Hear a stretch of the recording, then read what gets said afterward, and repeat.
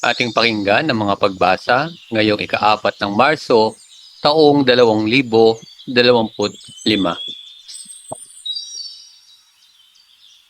Pagbasa mula sa aklat ni Sirach.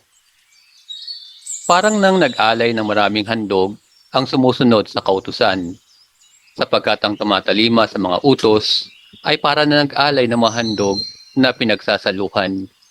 Ang tumatanaw ng utang na loob ay para na naghandog ng mainam na harina, at ang nagkakawang gawa ay para na nag-alay ng handog ng pasasalamat. Umiwas ka sa masama at kalulugdan ka ng Panginoon. Mag-ingat kang huwag makaapi, at para ka nang nagbayad puri para sa iyong sala. Huwag kang haharap sa Panginoon nang walang dalang anuman, sapagkat ang lahat ng handog na ito ay tinatagubilin ng kautusan. Kapag ang taong matuwid ay nag-alay ng kanyang handog, ang bango ng taba na sinusunog sa dambana ay pumapainlan lang hanggang sa luklukan ng kataas-taasan. Kinalulugdan ng Panginoon ang handog ng taong matuwid sa Kanya. Ito isang alaala na hindi niya malilimutan. Parangalan mo ang Panginoon ng buong katapatan, at huwag mong panghinayangan ang mga unang bungang inihahandog mo sa Kanya. Ialay mo ang iyong handog ng may ngiti sa mga labi, at magbigay ka ng ikapu ng may galak sa puso. Maghandog ka sa Panginoon ng ubos kaya, maging bukas palad ka sa Kanya gaya ng ginawa niya sa iyo.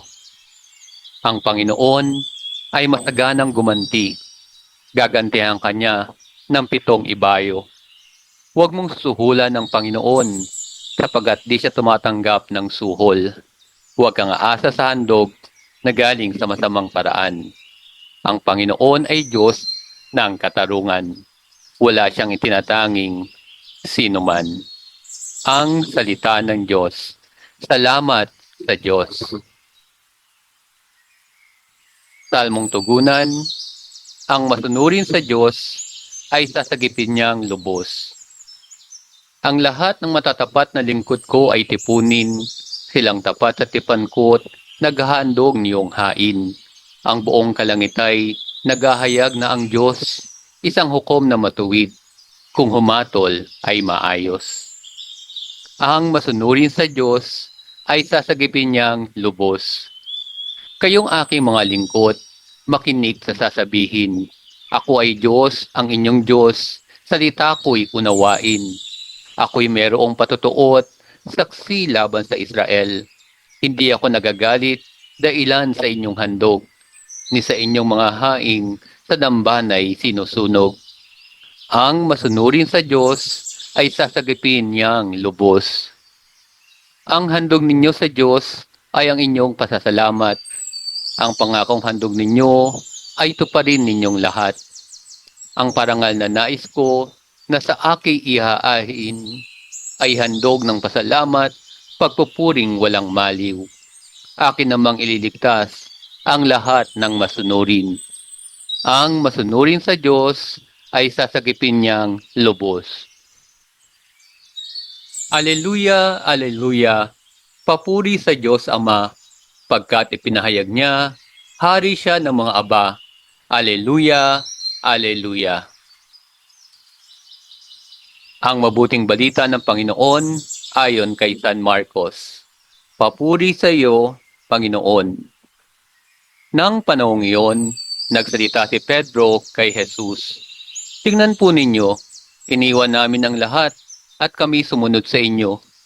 Sinabi ni Jesus, tandaan ninyo ito.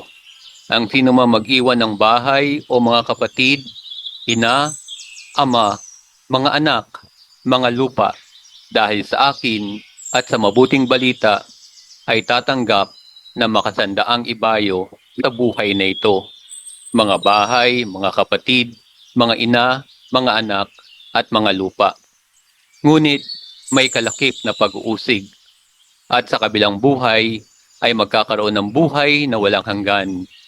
Ngunit maraming nauuna na magiging huli, at maraming nauhuli na magiging una. Ang mabuting balita ng Panginoon. Pinupuri ka namin, Panginoong Hesukristo. Tayo po ay magnilay rasal para sa mga napakinggang pagbasa.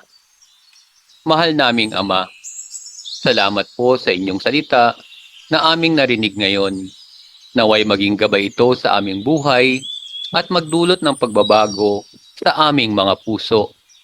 Panginoon, tulungan mo po kaming sundin ang iyong kautusan ng buong puso tulad ng sinasabi sa aklat ni Sirach.